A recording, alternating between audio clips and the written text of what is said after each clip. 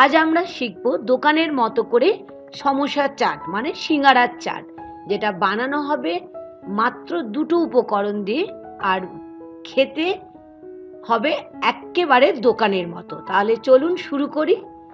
আমি এর জন্য নিয়েছি এখানে দুটো সিঙ্গারা। সিঙ্গারাগুলোকে দেখুন ঠিক এরকম ভাবে আমি ভেঙে নিচ্ছি।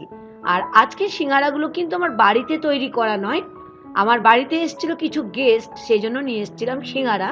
একটু বেঁচে গিয়েছিল সিঙ্গারা, তাই ভাবলাম আপনাদের সঙ্গে দোকানের মতো করে দোকানের সিঙ্গারা দিয়ে সমোসা চাট বানিয়ে দেখায়। সিঙ্গারা বুঝতেই পাচ্ছেন কিভাবে টুকরো টুকরো করলাম।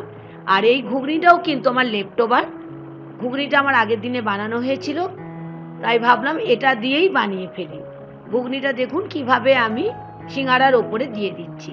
হয়তো আপনারাও বাড়িতে বানিয়ে থাকেন, তবে আমার মতো করে একবার বানিয়ে দেখতে পারেন। ঠিক এরকম ভাবে দেখুন আমি দিয়ে দিলাম ঘুগনিটাকে সিঙ্গারার ওপরে। এখন খানিকটা পেঁয়াজ কুচিয়ে নিয়েছিলাম, পেঁয়াজটা ছড়িয়ে দিচ্ছি ওপর থেকে। অবশ্যই পেঁয়াজটাকে একদম ছোট্ট ছোট্ট করে কেটে নেবেন, তাহলে দোকানের মতোই খেতেও লাগবে, দেখতেও লাগবে। ছড়িয়ে দিলাম ওপর থেকে বেশ খানিকটা ধনেপাতা, তার সঙ্গে কাঁচা লঙ্কাও আমি ছোট ছোট করে কেটে রেখেছিলাম। দিয়ে দিলাম 1 চামচের মতো লেবুর রস। লেবুর রসটা দিলে কিন্তু বেশ এটা খাট্টা মিঠা লাগবে। ব্যবহার করছি আমি এখানে তেঁতুল আর খেজুর দিয়ে বানানো একটা চাটনি, যেটা আমি বাড়িতে বানাইনি, এটাও আমার দোকানের থেকে কিনে আনা। আর ব্যবহার করছি ধনেপাতা পুদিনার চাটনি, এটাও দোকান থেকে আমার কেনা। তাহলে বুঝতেই পাচ্ছেন দোকানের মতো করে একটা রেসিপি বানাচ্ছি, সমস্ত কিছু দোকান থেকেই কেনা।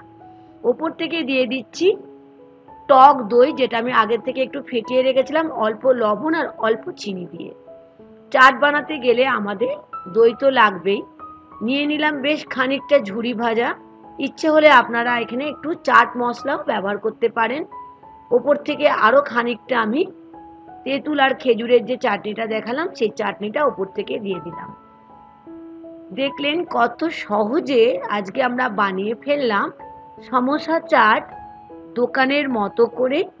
আর সমস্ত কিছুই কিন্তু আমি এখানে ব্যবহার করেছি দোকানের জিনিস, শুধুমাত্র আমি ঘুগনিটা বানিয়ে রেখেছিলাম আগের দিনে।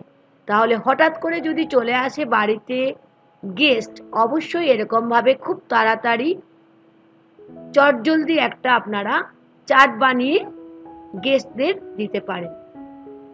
আশা করি আজকের রেসিপি আপনাদের ভালো লেগেছে। আর ভালো লাগলে বন্ধুরা দেখতে দেখতে লাইক আর শেয়ার করতে ভুলবেন না। এখন হচ্ছে আমাদের খেয়ে দেখার পালা। আপনারা তো খেয়ে দেখতে পাচ্ছেন না, অবশ্যই বানিয়ে দেখবেন, আমাকে জানাতে ভুলবেন না। আমি একটু খেয়ে দেখি কেমন বানিয়েছি দোকানের মতো করে সমোসা চাট। নতুন বন্ধু হলে চ্যানেলের সঙ্গে থাকার অনুরোধ থাকলো, মানে কুকিং উইথ মুনমুন চ্যানেলটিকে সাবস্ক্রাইব করে নিতে বলা হলো। তাহলে আজ এই পর্যন্ত বন্ধুরা, আবার দেখা হবে নতুন কোনো রেসিপি নিয়ে। Thank you.